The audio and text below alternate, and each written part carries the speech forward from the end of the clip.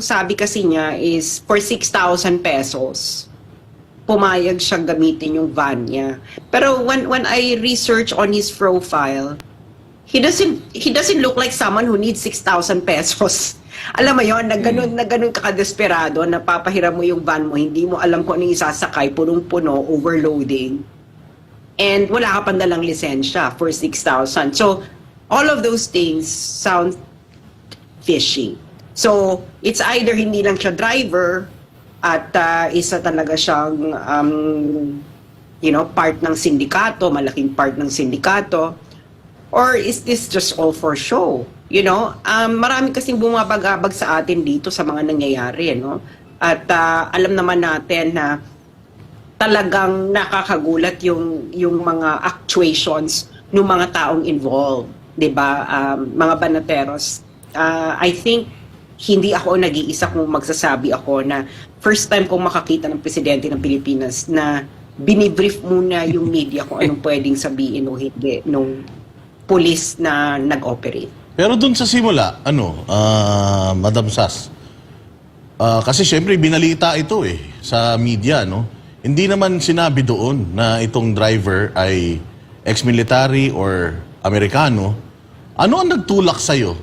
Ano dito sa ibinalita ng media yung nagpitik sa'yo na, uy, teka, may something dito Ano yun? Para mag-research ka tungkol dito sa nahuli. Kasi napanood ko yung video niya yung ini-interview siya.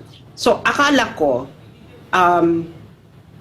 yung driver, yung mga tipong parang, alam mo yung parang halimbawa yung mga nautusan lang, yung mga, alam mo yung profile ng mule, diba? Alam mo yung profile ng mule na kinuha lang dahil lang angailan ng pera.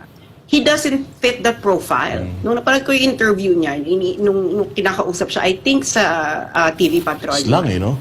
Konyo magsalita. Social magsalita. Social magsalita. So, sabi ko, abay, ibang klaseng driver to. Social magsalita, tapos for 6,000? Tapos yun doon na ako nagsimulang i-research. Pero sa tingin mo, Sas, nasa car rental siya talaga ba? Sa iyong pagsisiyasat? Wala po siya sa car rental. Siya po ay CrossFit trainer. So, unang nangyari yun? Na nagparenta siya ng sasakyan? Okay. Well, wala naman siya pinapakita, nagpaparenta siya ng sasakyan. Pero ang career niya is CrossFit trainer siya. Dati marami pa nagsasabi, dati daw nasa call center yan. At parang meron ding background tungkol sa ipinagbabawal na gamot, mga ganyan. So, pero ang kanya established career ay CrossFit trainer at ang kanya mga kliyente ay celebrities and athletes. And of course, hindi malayo na meron siya politikong mga kliyente. Hindi po ba mga bandateros? Yun. At saka maganda yung punto mo, bakit hindi man lang binusisi ito ng media? Yun ang pinakaano dun kung sabi mo nga, kung ordinaryong lang yan, baka pati jowa niyan, pinakialaman na ng media, di ba? Ito, talagang hindi man lang inalam ko ano ba ang background nito, taga saan ba to? Yan lang ang link doon sa lahat na nangyari, wala nang iba. Oy, tama ka dyan, banat bay, di ba?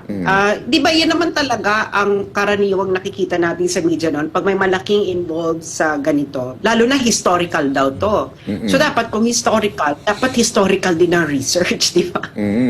Sino ba to, di ba? Bakit ang lakas-lakas niya ng loob na mag-drive ng may ilang toneladang shabs, no? Diyan sa kanyang sasakyan, napunuan, tapos idadaan pa niya ng checkpoint. Bakit ganun kalakas ang kanyang loob? Na wala siyang lisensya. Diba?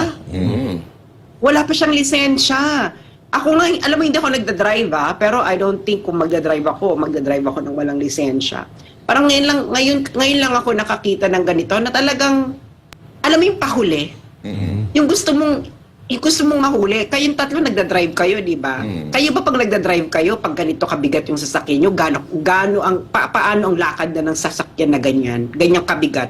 Di ako personally, pagka nagdadrive ako tapos may checkpoint, kahit naman kompleto ako ng dokumento, medyo ano ka kakabahan ka Iiwas ka na eh. May kaba ka ng konti kahit na alam mo naman na ano, kasi di mo rin alam kung may dala ka Wala. ba or may naiwan ka ba dyan na something.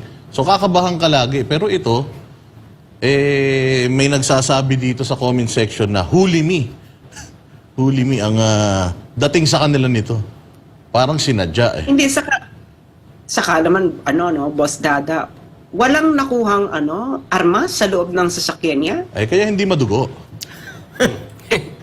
Oo nga, Okay. totoo naman. Bakit nga walang armas na bibit-bit kang Baka daw hindi niya alam